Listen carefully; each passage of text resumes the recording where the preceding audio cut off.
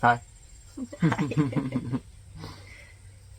So, this is our video about addiction and strongholds and where things are possibly demonic versus where they're related to trauma, and if we can know the difference between demons and trauma, which maybe sometimes we can't. We wanted to talk about how addiction, whether you yourself have been an addict, are an addict, if not, certainly if you're watching, you know somebody who is or was an addict, and how it affects everybody in that person's life, even when it almost makes me think of Alzheimer's and like dementia, and like the person who has dementia is largely unaffected by it because they're unaware, but then everyone else around that person suffers, and the person who has the ailment. I guess we could talk about that, if addiction is actually a disease. I don't know if you have anything to say about that, or what the Bible would say about that. And then I also want to have a little bit of a mention of we also can't call everything demonic, and there is room for maybe therapy in some situations, and outpatient stuff. And yeah, so I was addicted to cigarettes, and I won't minimize how hard that addiction is. I will, however, on the grand scheme of addictions and how somebody who smokes, if you're a smoker, it affects you big time. It affects your lungs. It affects your mood. I definitely, when I was a smoker and hiding it from my kids, I'll start with that, and then you can. I smoked a lot. Like, even at the age of 12, 13, I started smoking. I would like steal my parents' cigarettes, and I guess I didn't really identify as a smoker for many years. And then kind of put it behind me, had babies, that kind of stuff. I definitely wasn't smoking when I was pregnant or breastfeeding. I actually have a moment of, I remember I was in the truck with my sister and we were chain smoking, and I had no reason to believe I was pregnant. Did I tell you this? I think so. And it just came to me, and I thought, whoa, if I'm pregnant, I should probably quit smoking. And I threw the cigarette out the window, and it turned out I was pregnant, but I wasn't trying, anyway. That was 14 years ago. So I put it away, and then when COVID hit, I had definitely a long phase in my life where I was smoking loads of pot, but it felt recreational. I'm not sure that I would say that I was addicted to it, even though it was now that I think about it, it was a daily thing for a while. I'd go to my office job, and then that would be how I would relax for the night and pass out smoking pot and eating munchies with my roommates. But it felt like fun and games, you know what I mean? It didn't feel... So then when COVID happened, in order to cope, I started smoking pot again. I had some friends around, and and then I realized, okay, like, I'm a mom, I can't be high around the kids, even if it's just a little pot. It is actually a big deal. Pot is a big deal, and it is a gateway. And I also mixed it with tobacco. So when I stopped, beginning of COVID, getting back into that pot habit, I got right back into smoking tobacco. And that lasted for a very long time. I think that I was still smoking tobacco even after I was baptized 2 years ago, and it had to do, for a long time, it had to be out of sight, out of mind for me. Like, I couldn't hang around smokers, so I would smoke. I definitely couldn't have a drink, like even a beer. If I had a beer and I was around smokers, I would also have it. They were like always linked. A lot of what we'll probably talk about today is alcoholism, just because that's the biggest thing that I personally have had around my life. And I can't say that I ever was an alcoholic. I won't take that on. I can, however, say that when I drink, it brings out the absolute worst in me. So I just don't. But it wasn't like a conscious effort of like, okay, I must quit drinking, the way it was with smoking. I needed to make a conscious effort to not ever smoke a cigarette again. And you can talk about NA and in AA they talk about how the one day at a time thing. For me, that was not. It was like, no, I don't smoke. Period. I'm not one. No, I will never smoke again. I know that I can't, because the moment I bum a cigarette, I'm back down. All right, that was 5 minutes of rambling about the fact that I've never been addicted to anything, but there we go. Addiction is hard because they want to call it a disease these days. And maybe it is. Maybe some people are more likely to be addicted than others. But you can be addicted to anything. You can be addicted to food or gambling or whatever. And most people are addicted to their cell phones. That's just the truth. I'm a cell phone. I'm a Facebook addict. I am a cell phone addict. Shoot. And it has to do with, they make these things to be addictive. Like there's substances like nicotine and drugs and stuff that are addictive by nature, because they affect the reward center of your brain. They give you a rush of endorphins and make you high, and then you want to chase that feeling. So they set up other things like Facebook, social media, gambling to mimic that response. When you play the lottery and win, you get that rush of endorphins. Like, oh, I just won, I just won $100 or whatever, and then every time you play the lottery after that, you're chasing that feeling. Every time you post a status on Facebook and it gets 1,000 likes, every time after that, you're chasing that feeling. So it's not just about, oh, it's raining. It's not, I wouldn't say that it's a disease. I would say it's most things are carefully crafted to keep you addicted to them. And don't you think that because our channel is mostly about God, I mean, when you're addicted to something, whatever it is, any of the things you just mentioned, any things you didn't mention, we're filling that void. I don't know where the quote comes from, some book somewhere. It's not in the Bible, but it's talking about filling a God-shaped hole with the wrong thing. And that can be also relationships. That can be sex. That can be just like, for me, aside from the year before I met Jesse, I was always in a relationship. I hopped from one relationship to the next. I was a serial monogamist, and I needed to fill the hole in my heart with somebody, with a man, which doesn't seem necessarily like a bad thing, but it is. It is when it's that other person is not meant to fill that hole. God, Jesus, is meant to fill that hole, and then the person that you meet, that's the glue that holds you together. And so I don't know if I would call addiction a disease, because you have to, most people don't get addicted the first time they try something. They get addicted after repeatedly making the choice to engage in that behavior. And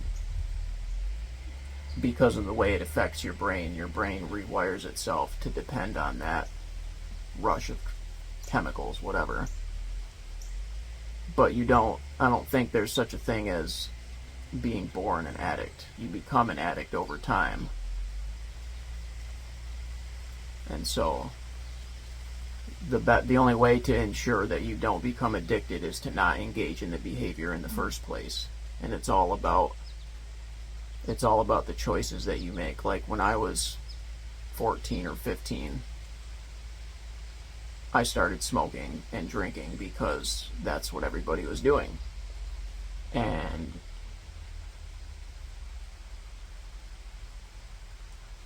repeatedly engaging in that behavior, and after a period of time we started smoking pot, and after another period of time I started doing other drugs, pills and cocaine and anything I could get my hands on, because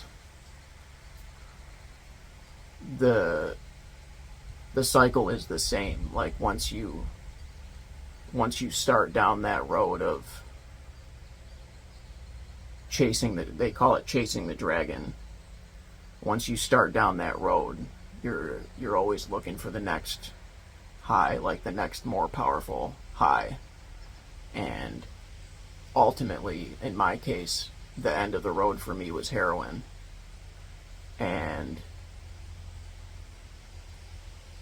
it really is the ultimate high. Like the first 100 or 200 times that you do it, there's nothing that's better. But then you're stealing money from people, and you're stealing stuff to sell for money from people, and you're strung out and sick, and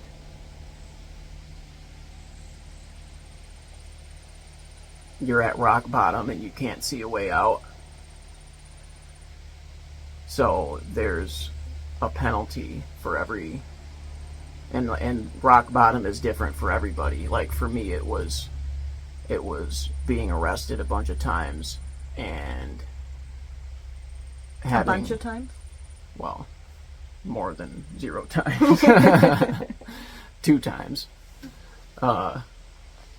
And you know, everybody's seeing my clearly drug addicted face mugshot on Facebook and on the news, and you know, people saying whatever they're gonna say about me. And I mean, I don't care about what people say, but it's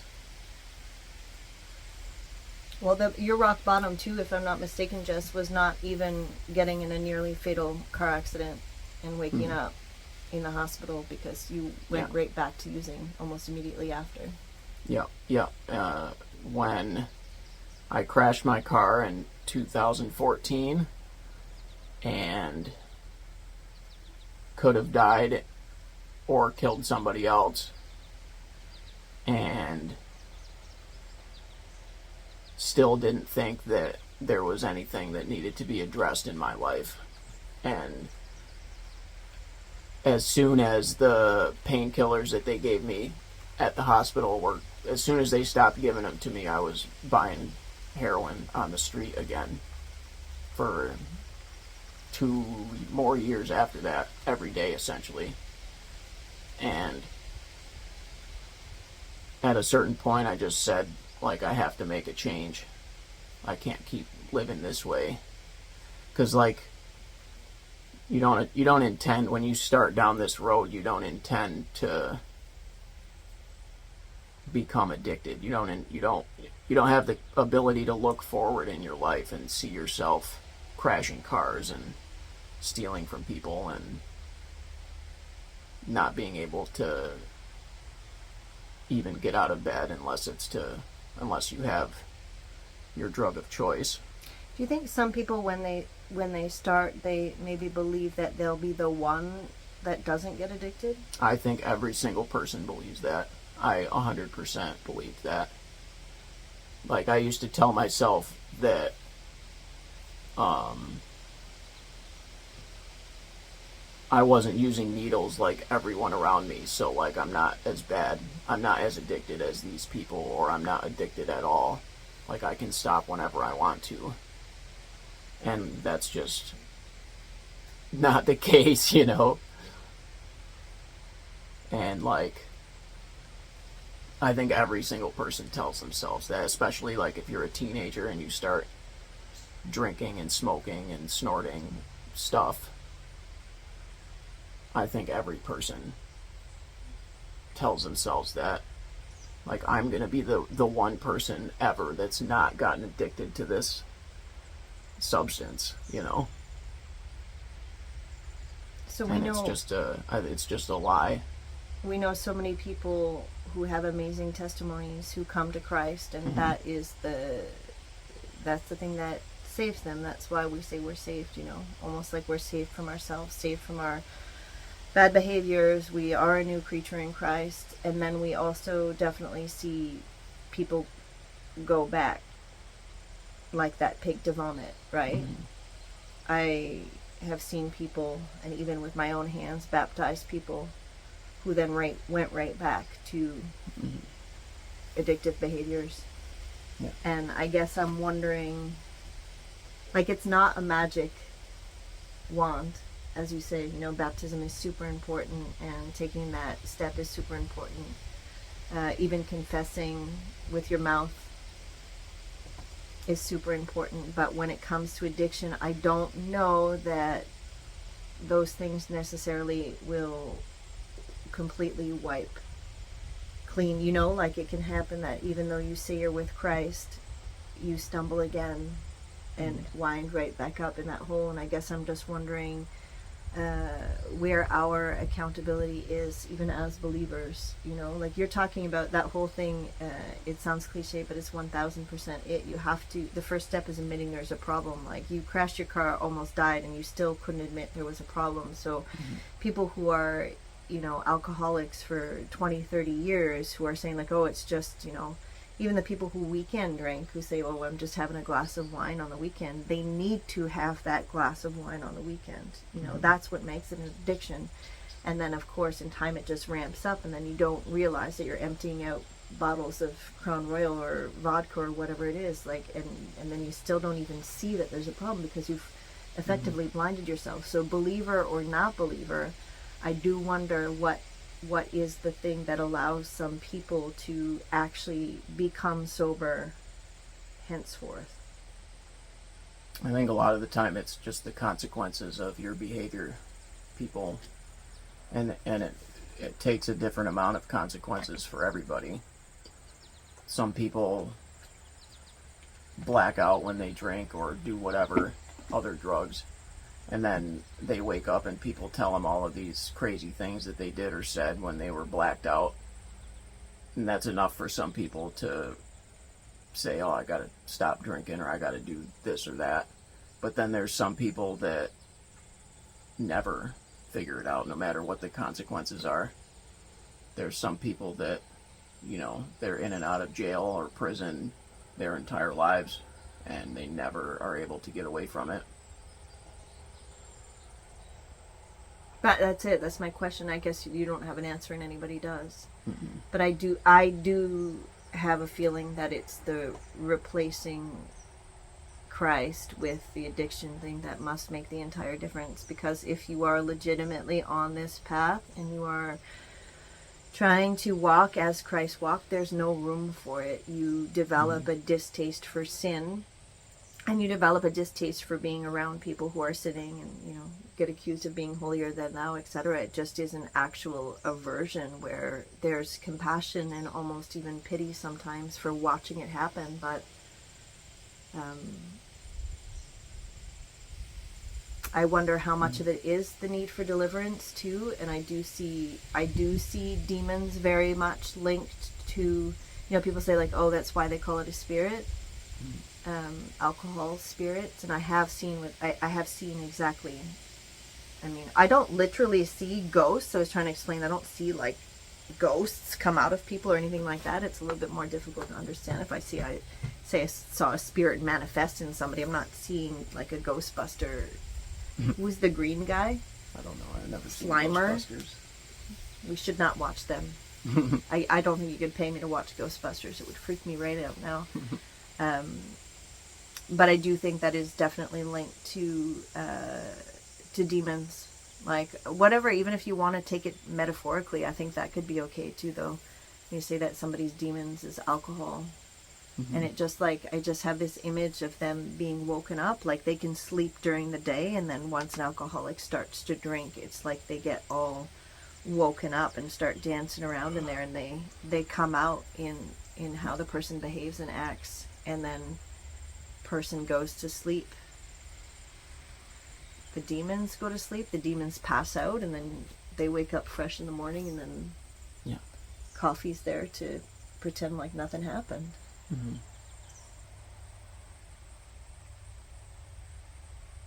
Yeah, I guess I'm not sure, because I think the drugs themselves might have spirits attached to them, but it also could just open you up to, because spirits need a host, right? Like I'm not exactly sure that spirits can act without a host. Like, they have to act through somebody, because they don't exist in the same physical plane as us. I think there's some way that they can communicate with people, but I think for the most part, for them to manifest themselves, they need a host. And there's only so much that they can do, even with a host. I'm not sure they can take away somebody's free will, but I think they can influence people. Yeah, but you can drown your will too, right? Like, you can drown your own character. That's what I see, is like a person who behaves normally when they're not drunk, and then they're, and even myself to a certain extent, like 2 glasses of red wine and I'm not the same person. Mm-hmm. Well, yeah, because it changes the whole way that your brain works. You lose your inhibitions, you say things maybe that you want to say and you can't, or you say things that you don't even believe, that are not even coming from you. I've seen that too. But when you decided, and I say it that way, when you decided to finally get clean, I see it as a decision that you made. I do know in your testimony that God was with you the entire time, and that you decided to, throw yourself into reading the Bible. But I see it as you made that decision to get clean. No? It's like, that's what I'm talking about, the accountability and how Christ can help us, but how ultimately I think it comes to repentance. Yeah, I think so. And we need to recognize the addictive behavior as a sin, repent for it, and in repenting it's not just saying sorry and moving on, as we say in like literally every video we ever make.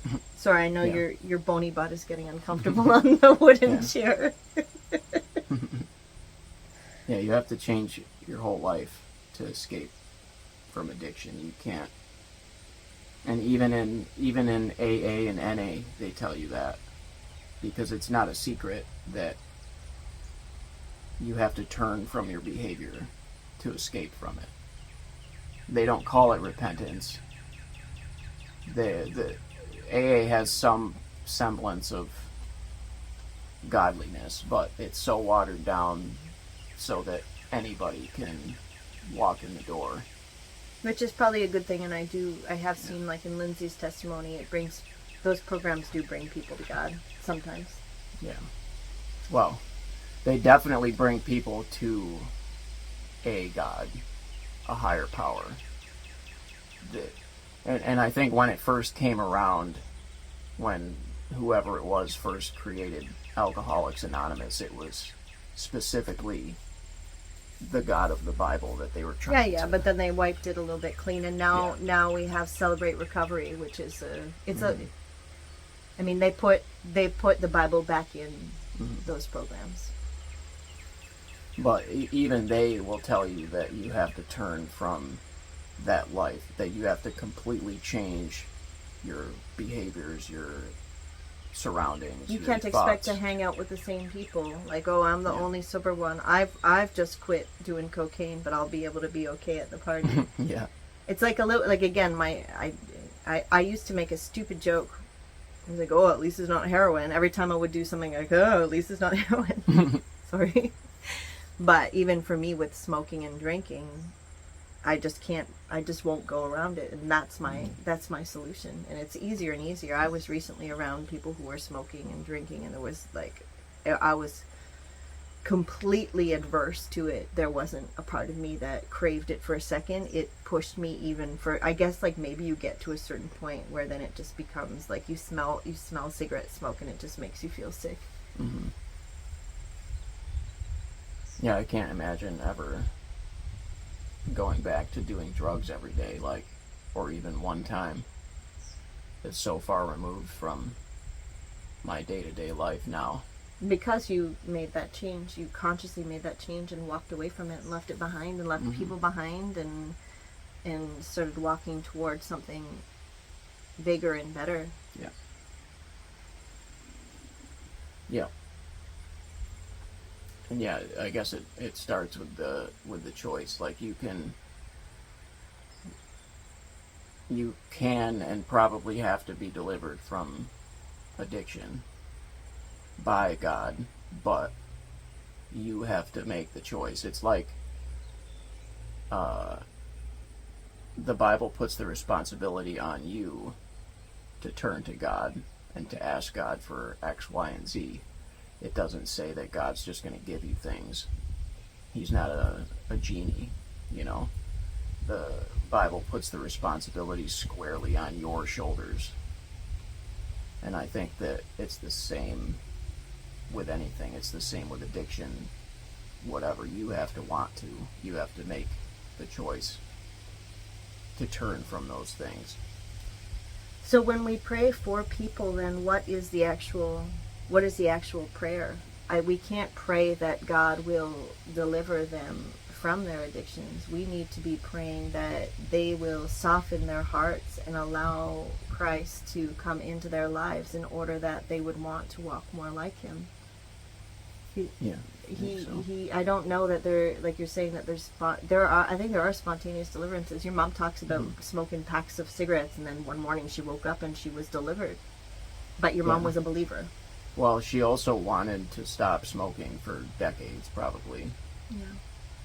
And knew that she should stop smoking. It wasn't just... I guess, too, though, what I'm saying is that she did believe. She did believe. So if in the case of unbelievers, we cannot pray that one day they'll wake up and just not want to engage in their addiction anymore. Can we? Well, we probably I feel like it's burning can. a step. I feel like the step is to actually hope that they would draw closer to God so that they could then see the whole world of possibility that exists to them, and they don't have to drown all of their pain and suffering and sorrow. Yeah. I mean, that is part of it, but there's loads of people that, like your sister, for example, that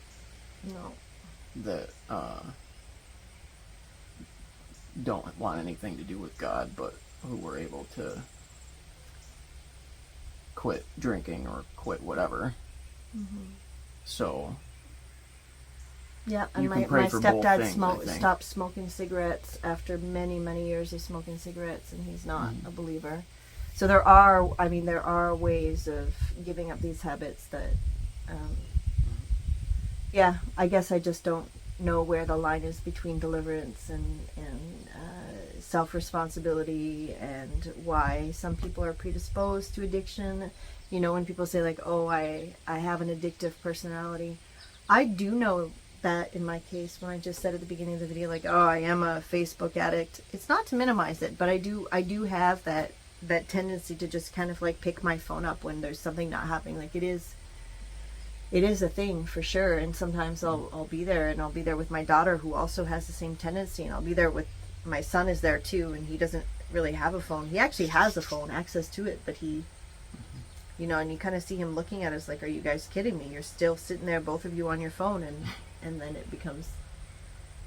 So for those of us with the predisposition and the history, the family history, is it in our genes? I don't know. Is it a cycle to be broken? Probably. Yeah, I guess I'm not sure. I think that they make that stuff to be as addictive as possible because they make money by you being on Facebook. So they design it to be that way. So thank you for watching our video on YouTube. We have to, it came up in our fellowship yesterday about, you know, did the Father ever intend for us to be on social media to the extent that we are? And I think there's pros and cons, blessing and curses with all of this stuff. of course, if we didn't have access to our phones and YouTube and Facebook, we wouldn't have met, and we wouldn't meet all the amazing people that we have met, and you wouldn't be watching this video. But Jesse is absolutely not wrong in the creation of these things in order to make sure that especially kids and teenagers become addicted as early as possible. Yeah. Yeah, it's super unfortunate. And you can use social media or the internet or whatever for a lot of great things. But you can also use it for a lot of not great things. The powers that be are using it to that's how they control everybody, is through the internet, through social media. And most people aren't immune to the wiles of the devil, basically, is what it is. And you can do good things on the internet and do good things with social media, but you have to be very conscious of the fact that it's one of the primary tools of the enemy to corrupt you. So, I mean, people can do with that information what they want. And I think it's about not playing the enemy's game and moderating the amount of time that you spend doing those things. Because the less, like, if you're just going on social media to post a video, for example, that's probably fine. But if you're just sitting there for 8 hours a day doom scrolling, that's probably not okay. And most people who are on social media spend that kind of time on social media. It's hypnosis too, right? It's hypnotic, and you have to kind of... Yep. I don't have TikTok, and I think it's actually in defense of knowing my personality. But then they started putting reels on Facebook, and sometimes you see me get caught up in, like, just because it catches my eye. I'm like, what? And they're always like, I feel significantly stupider after watching one or two of those reels. There's nothing that ever pops up on my algorithm as useful or helpful or remotely intelligent. It's always weird, crazy, dumb stuff that comes up. So I don't know. I think we have friends who do put good videos on TikTok, but like none of the stuff that's being brought over to my Facebook is. I like the little cat. I like little cat videos. Dobby, or whatever his name is. That cat Dobby. We like little Siamese cat. But... yeah, those videos are super funny. But again, they're just dumb 30-second videos. And I don't think every dumb 30-second video is a tool of the It's enemy. okay if we laugh sometimes. Yeah. We're allowed to laugh and have joy. I posted a little video of my cat rolling around in the grass the other day on Facebook. She's adorable, and it's not like, you know, we've said in previous videos, our lives are focused on reading the Bible and talking about the Bible. But we're not bored. We have a great life when we're together, and even when we're not together, we spend our time talking about that stuff too, and making these little videos that we hope are relatable to somebody. So, well, thank you for listening, and thank you for coming to our TED Talk. thank you for coming to our TED Talk. If you're addicted and need prayer, you can come to us in private, or, you know, leave a comment if you know people who are. I don't know how to help. I feel like it's just so pervasive and so everywhere that I look now that my life is so clean. That's what it is. I really cleaned my life up on pretty much all fronts that I can think of. I'm not perfect. I have flaws, but I'm trying so hard to walk on this narrow path that there's not room for sin, really. You know, like I was I'll tell a little story before we go. I was gardening at a friend's house the other day, and I had a box of tools, weeding tools, and I had lost one of the weeding tools in the garden, and I actually work for her landscaping too. She's not somebody I want to, upset, and I know there's often cases where people lose the weeding tools. It happens all the time, and nobody's happy about it. Like we take a bucket of weeds and dump it into the forest, and then where is the thing? So I lost it, and I was thinking, like, I started to pray that I would find the thing, because I didn't want to tell her I lost it, and I couldn't not tell her I lost it. So my only solution was God, please help me find this tool, because I will not lie, and I really don't want to have to admit that I lost it. Yeah. So even like little things with that's how I know the sanctification is real. With little things, many people wouldn't worry, whatever. You just let it go, like, oh, I don't know what happened to it, but I cannot even do those little fibs anymore. So, people can think I am whatever I am.